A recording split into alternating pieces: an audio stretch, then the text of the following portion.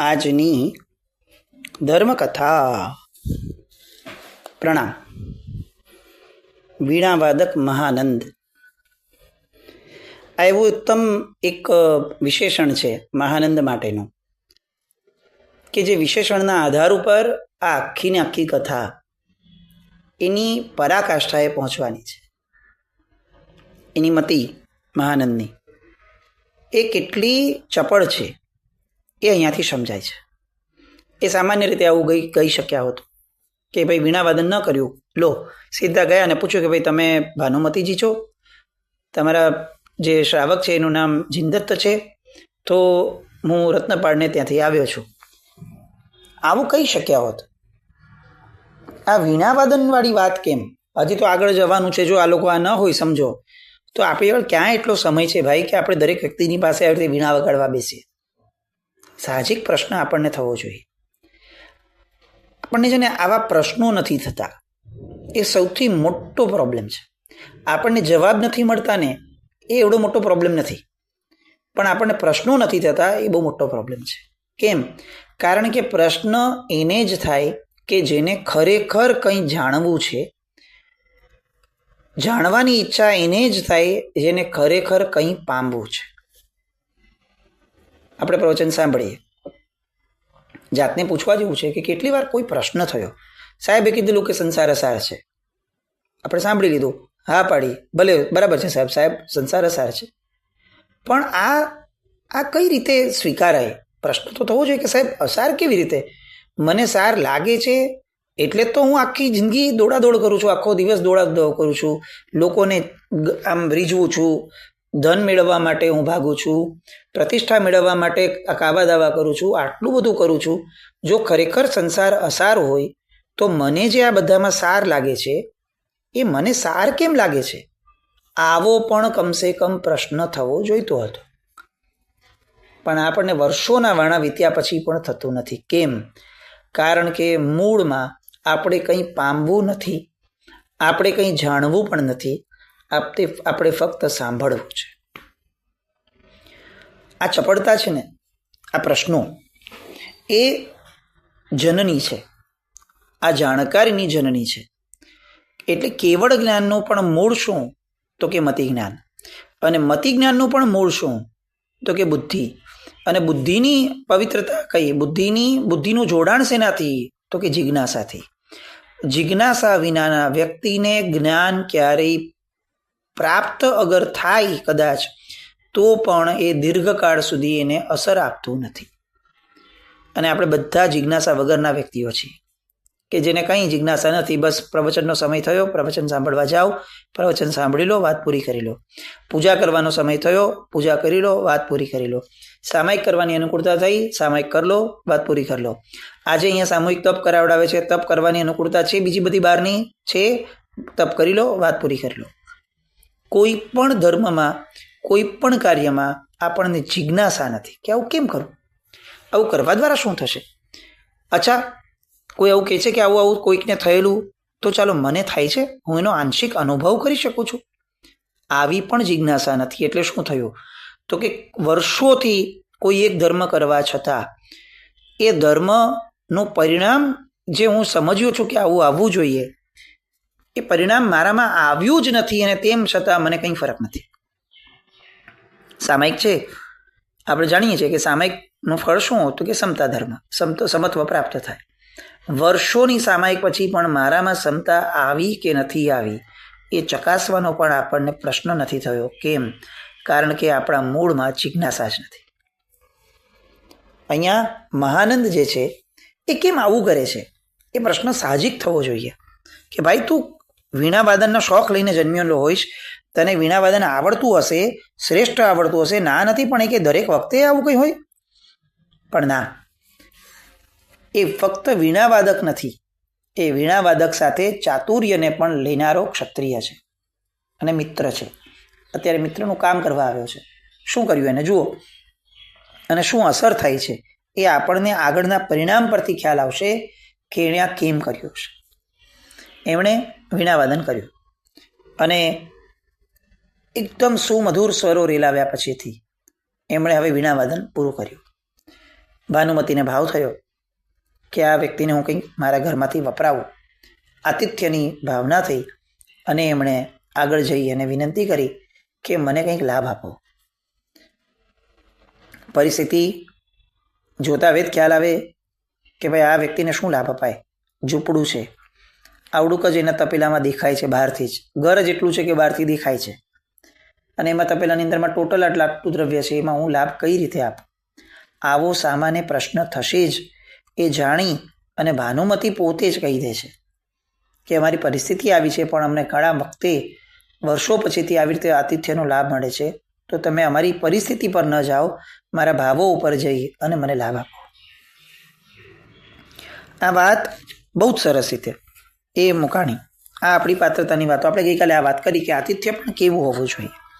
હવે ભાનુમતીના આ ઉદારતાવાળા સત્કારવાળા શબ્દો સાંભળી અને મહાનંદ એમને કહે છે, માતા, હું ભિક્ષા ગ્રહણ કરતો નથી. કેમ? કારણ કે હું અવધૂત યોગીનો બાળક છું. અમે ફક્ત પરમાત્માને પ્રેમ કરવા માટે આ માર્ગે નીકળ્યા છીએ. ભિક્ષા ગ્રહણ કરવી, કોઈની સાથે સંબંધ રાખવો, આ બધું અમે નથી કરતા. હવે આ શબ્દોએ આશ્ચર્ય જન્માવ્યું ભાનુમતીમાં પણ અને આપણામાં પણ. આવું કેમ બોલે છે મહાનંદ? એટલે સીધે સીધું બોલવાની જગ્યાએ કેમ આવી બધી માયાઓ રચે છે? એનું કારણ છે, મહાનંદ સમજે છે કે આ લોકો જે ક્ષણે આ આખી ઘટના એમના જીવનમાં બની હશે, ગર્ભને પણ ભાડે મૂકવાની, ગીરવે મૂકવાની, સજ્જન માણસો છે, એ સમયે પણ આ લોકો ક્ષોભમાં હશે. એમને દુઃખ તો થતું જ હશે. કોઈ માણસ પ્રેમથી તો આવું ન કરે. જે પરિસ્થિતિ થઈ એમાં ક્યાંક ને ક્યાંક એમને લાચારી વર્તાઈ હશે. વર્ષો વીતી ગયા. હવે અગર હું જઈ અને સીધે સીધું એમને પૂછું કે ભાઈ તમે ભાનુમતી છો, આ રત્નપાળના મમ્મી તમે છો, તો એવું બની શકે કે ઓલો જે ક્ષોભ છે, જે એમનામાં અત્યારે પણ ઉત્તરોત્તર વૃદ્ધિ પામેલો હોઈ શકે, એ ક્ષોભના આધાર ઉપર એ એમ કહી દે કે ના, અમે આ રત્નપાળને નથી ઓળખતા. કેમ? કારણ કે એમનું મન એવો વિચાર કરી શકે કે આવી પરિસ્થિતિમાં અમે અમારા બાળકને, અમારા રત્નપાળને કેમ લઈએ? એ બિચારો ઓર દુઃખી થશે. એના કરતાં ત્યાં એ વધારે સુખી છે, તો અમે અમારી ઓળખાણ જ ન આપીએ તો રત્નપાળ એને મળવાનો પ્રશ્ન ન આવે અને મારો દીકરો તો સુખી રહે.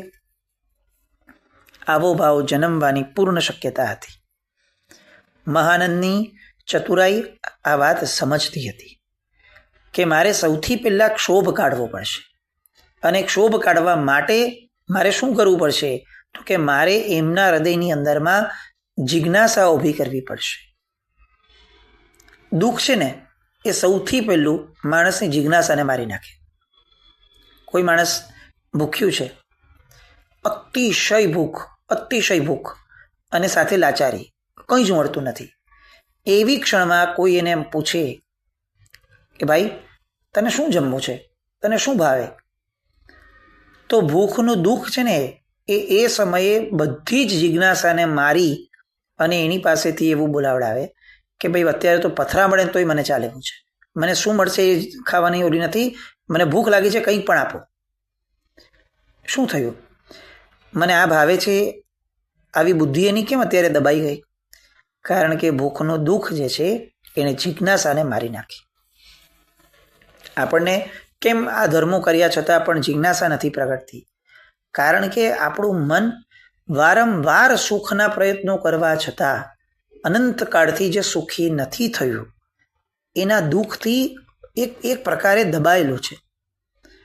આપણે અત્યારે મતિના ઉલ્લાસથી એ ઊભું કરવું પડશે, મનને સમજાવવું પડશે કે ભાઈ આ દુઃખ દૂર કરવા જેવું છે, કારણ કે આ માર્ગે સુખ મળશે જ. એવી શ્રદ્ધા, એવો અહોભાવ ઊભો કરવા જેવો છે. પછી એ દુઃખ જે છે એમાંથી કળ વળશે અને જિજ્ઞાસા પ્રગટશે. અહીંયા મહાનંદ આ માર્ગે ચાલે છે.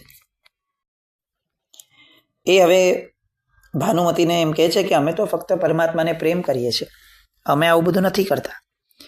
અને તરત જ ભાનુમતીને જિજ્ઞાસા થાય છે અને કહે છે કે ભાઈ જો તમે ભિક્ષા ગ્રહણ નથી કરતા તો તમે અહીંયા વૃક્ષ નીચે બેસીને વીણા શા માટે વગાડી? આસપાસમાં તો કોઈ માનવ વસ્તી છે નહીં, આ પાદરમાં અમારી એકની જ ઝૂંપડી છે, તો તમે કેમ વીણા અહીંયા આવીને વગાડી? પ્રશ્ન થયો. એટલે હવે ધીરે ધીરે આ વીણાવાદક મહાનંદ જે છે એનો દાવ સફળ થવાનો શરૂ થાય. મહાનંદને પ્રશ્ન તો બાઉન્સર આવ્યો, પણ સાથે એની તૈયારી હતી, કારણ કે એને સમજણપૂર્વક આ દાવ રમ્યો હતો. એટલે તરત જ મહાનંદ જવાબ આપે છે કે મારું વીણાવાદન કરવાનું કારણ એ હતું કે આ વીણાવાદન એ મારા મનને તૃપ્ત બનાવે છે. મને સ્થાનનો બાદ નથી, કોઈ મને સાંભળે એવો પણ કોઈ વિચાર નથી, કોઈને હું રાજી કરું એવો પણ વિચાર નથી. બસ હું મારા મનને, મારા વદનને હું શાંત કરવા ઈચ્છું છું, તો મને જ્યારે અંદરથી જે સ્ફુરે એ હું કરું છું. આ સંગીતના સુરો એ મારા મનને ઠારે છે. બાકી આ જગતમાં કેટલા દુઃખ છે, આ બધા દુઃખની અંદરમાં શાંત થવા માટે આવા સંગીતના સુરો, આવા અવધૂત યોગીઓના શબ્દો એ જ તો મુખ્ય કારણ છે. અને આત્મતૃપ્તિના માર્ગે અમે છીએ. આ માર્ગનું આ એક લક્ષણ છે, એટલે અમે લક્ષણે ચાલીએ છીએ. કેમ આવું બધું બોલ્યા? કારણ કે એમણે સામા વ્યક્તિને આવર્જિત કરી અને સામો વ્યક્તિ ક્યાંય કોઈ વસ્તુ છુપાવે નહીં એવું મેકશ્યોર કરવું હતું. લાઈફમાં પ્રેઝન્ટેશન કેટલું મેટર કરે છે એ કદાચ આપણાથી વધારે કોઈ સમજતું નહીં હોય, અને તેમ છતાં આપણે ક્યારેય સમજવા તૈયાર નથી થતા. આડેધડ જિંદગી જીવનારો માણસ સ્વ અને પર બંને માટે નુકસાનકારક હોય છે. અત્યારે મહાનંદે સીધું પૂછી લીધું હોત તો કદાચ પરિસ્થિતિનું ઘડતર કંઈક બીજી દિશામાં પણ થયું હતું. પણ એ ધીરે ધીરે સામાના મનને પણ ઘડે છે, એ પોતાની વિશ્વસનીયતા ઊભી કરે છે. આ કેમ બોલ્યા? કારણ કે હવે ભાનુમતીના મનમાં આના પ્રત્યે અજાણ્યા હોવા માત્રથી કોઈ સંકોચ ન રહે. એમને એક શ્રદ્ધા બેસી જાય કે અચ્છા આ તો અવધૂત છે, અવધૂતની હારે તો કોઈ પણ વાત થઈ શકે. હવે મનનો ક્ષોભ નહીં રહે, મનનો સંકોચ નહીં રહે, કંઈ નહીં રહે. સાયકોલોજી એ એટલું શ્રેષ્ઠતમ સાધન છે કે જો ખરેખર એને શીખી લેવામાં આવે તો જીવનમાં સંકલેશો, આર્ત ધ્યાનો એ બહુ મિનિમમ થઈ જાય. જો ખબર પડી જાય કે આપણે આવું બોલવાથી સામાન્ય મનમાં આવા સ્પંદનો થઈ શકે, આવું થઈ શકે, તો માણસ બોલતા પહેલાં જ એ બદલાવી દે. પણ આપણે આગળ આટલો સમય નથી. આપણને એમ લાગે કે આ તળ ને આ ફળ, વાત પૂરી કરી નાખો. હું જે બોલીશ સત્ય સિવાય કંઈ નહીં બોલું. જાણે આવી પ્રતિજ્ઞા લઈને માણસ જન્મ્યો હોય એ રીતે એને એમ થાય કે મારા મનમાં જે પ્રગટ્યું એ જ સત્ય. જ્યારે હકીકતની અંદરમાં સત્ય એ છે કે જે સતની નજીક લઈ જાય. સત એટલે આત્મા. જે વસ્તુ બોલવાથી જીવ સ્વ કે પર આત્માથી નજીક જઈ શકતો હોય એ જ સનાતન સત્ય છે. બાકી બધા સત્યો અસત્ય છે. તો આ બધી વાતો, બધી આધ્યાત્મિક જગતની રહસ્યોની વાતો છે, એ તો આપણે જ્યારે એ કક્ષાએ એ ભૂમિકામાં પહોંચશું ત્યારે આપોઆપ આપણા મનમાં પ્રગટી જશે. પણ અત્યારે આ અવધૂતની વાત કરી અને મહાનંદ ભાનુમતીના હૃદયની અંદરમાં એક વિશ્વાસ, એક શ્રદ્ધા ઊભી કરે છે, એક સદભાવ ઊભો કરાવે છે. અને એનાથી ખરેખર ભાનુમતી આવર્જિત પણ થઈ જાય છે. ભાનુમતી સંતોષ પામે છે કે આ વીણાવાદન ફક્ત ને ફક્ત સૂરની રમત નથી, આ તો ખરેખર એના અંદરના પરિણામ પણ કેટલા ઉત્તમ રીતે જોડાયેલા છે. એ પણ એને પછી બીજો પ્રશ્ન થાય છે કે તમારા શબ્દો પ્રત્યે મને પ્રતીતિ પણ આવે છે, કારણ કે તમારામાં ખરેખર ભિક્ષુકપણું નથી દેખાતું. તમે જેમ કહો છો કે તમે ક્યારેય ભિક્ષા માટે કોઈની આગળ માંગતા નથી અને ભિક્ષા આવી રીતે લેતા નથી, એ વાત તમારા વર્તનની સાથે મેળ પણ ખાય છે. કારણ કે તમારું કોઈ પણ બાહ્ય લક્ષણ એ તમે ભિક્ષુક હો એવું દેખાડતું નથી. તમારી આકૃતિ તો મને રાજકુમાર જેવી દેખાય છે. તમે ક્યાંથી આવો છો અને ક્યાં જવાના છો? હવે મૂળ પ્રશ્ન પણ અવાયો. તમે જુઓ, આ મહાનંદ જે છે ને એ એટલી વ્યવસ્થિત રમત અહીંયા રમે છે. રમત શબ્દ માયાના અર્થમાં નથી. એ જે દાવ રમે છે એ એટલો વ્યવસ્થિત છે કે એમની ઈચ્છા પ્રમાણે જ આ વસ્તુ થતી જાય છે. સામો પણ એ જ વહેણમાં આવતો જાય છે કે જે વહેણમાં એમને લાવવો છે. મૂળ ક્યાં લાવવો હતો? તો કે ત્યાં લાવવો હતો કે હું કોઈ પણ પ્રકારે એ મને પૂછે કે તમે ક્યાંથી આવો છો અને હું એક્ઝેક્ટ એ દાવ રમું કે જે દાવ રમવા માત્રથી જ મને ખ્યાલ આવશે કે હું જે ભાનુમતીજીને ગોતું છું એ આ છે કે નહીં. એટલે પ્રશ્ન આવ્યો કે તમે ક્યાંથી આવ્યા છો અને કઈ બાજુ જવાના છો. હવે આનો સાહજિક રીતે કોઈ પ્રશ્નનો જવાબ આવે એ પૂર્વે ફરીથી ભાનુમતીના મનમાં એક બીજો પ્રશ્ન જન્મે છે. એટલે તરત જિજ્ઞાસાવશ પૂછે છે કે એ બરાબર છે, પણ મારા અંતરમાં હજી એક પ્રશ્ન ઊભો થાય છે કે તમે આવું યોગીન્દ્રપણું કેમ લીધું? હવે અહીંયાથી મહાનંદને એક માર્ગ મળે છે. ભાનુમતી સાથે વાતોનો ઘરોબો કેળવવાનો માર્ગ મળ્યો. જો અત્યારે જિંદત આવ્યો નથી, એટલે જિંદત ન આવ્યો હોય તો એવું બની શકે કે ભાનુમતી એકલા એ ક્યારેય કોઈ વ્યક્તિની સાથે સાહજિક રીતે વાત ન પણ કરે. આવો છોછ રે મર્યાદા હતી આ, પણ આ મર્યાદાને પણ તોડવી કઈ રીતે? તો કે આવી શ્રદ્ધાથી તોડવી.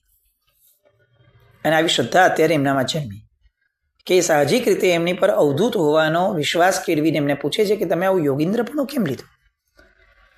અને અહીંયા હવે મહાનંદ એને વાત કરવાની, વાર્તા કરવાની શરૂ કરે છે કે માતે હું તમને તમારા પહેલા પ્રશ્નનો જવાબ કે હું ક્યાંથી આવ્યો છું એ તો ચોક્કસ આપીશ, પણ તમે બહુ મહત્વનો પ્રશ્ન એ કર્યો કે આવું યોગીન્દ્રપણું મેં કેમ લીધું. તો સાંભળો, આ યોગીન્દ્રપણું લેવાનું પણ એક બહુ મહત્વનું કારણ છે. તો કે શું કારણ છે? કારણ એ છે કે મારા જીવનમાં મેં કેટલીક ઘટના બનતી જોઈ છે કે જે ઘટનાઓના આધાર ઉપર એ ઘટનાઓએ જ જાણે મને વૈરાગ્ય આપ્યો, એ ઘટનાઓએ જ જાણે મને સમજણ આપી, અને સમજણ આગળ વધતા વધતા વધતા મારા ગુરુની નિશ્રાએ એ સમજણે મને એક માર્ગ આપ્યો અને એ માર્ગ ઉપર મને સ્થિર કર્યો. મને શ્રદ્ધા બેસી અને મને ખરેખર એવું લાગ્યું કે આ જગતમાં આનંદ છે તો ફક્ત ને ફક્ત આવા અવધૂતપણામાં જ છે, એના સિવાય તો આનંદ નથી. એ માટે શું તમારા કોઈ આવા અનુભવ નથી કે આ જગત દુઃખપૂર્ણ છે? આ પ્રશ્ન છેડ્યો. જેવો પ્રશ્ન છેડ્યો એટલે ભાનુમતી પાસેથી એક પણ જવાબ ન નીકળ્યો. એમના શબ્દો, એનો મુખ જવાબ આપે એ પૂર્વે એમની આંખ જવાબ આપવાનું શરૂ કરે છે. આ જગતમાં દુઃખ શું છે એની અકાટ્ય પ્રતીતિ આ દંપતી વર્ષોથી કરે છે, અને એણે દુઃખતી રગ ઉપર પગ મૂક્યો મહાનંદના પ્રશ્નએ કે શું તમે કોઈ એવો અનુભવ નથી કર્યો કે આ જગતમાં દુઃખ છે, આ જગત દુઃખમય છે?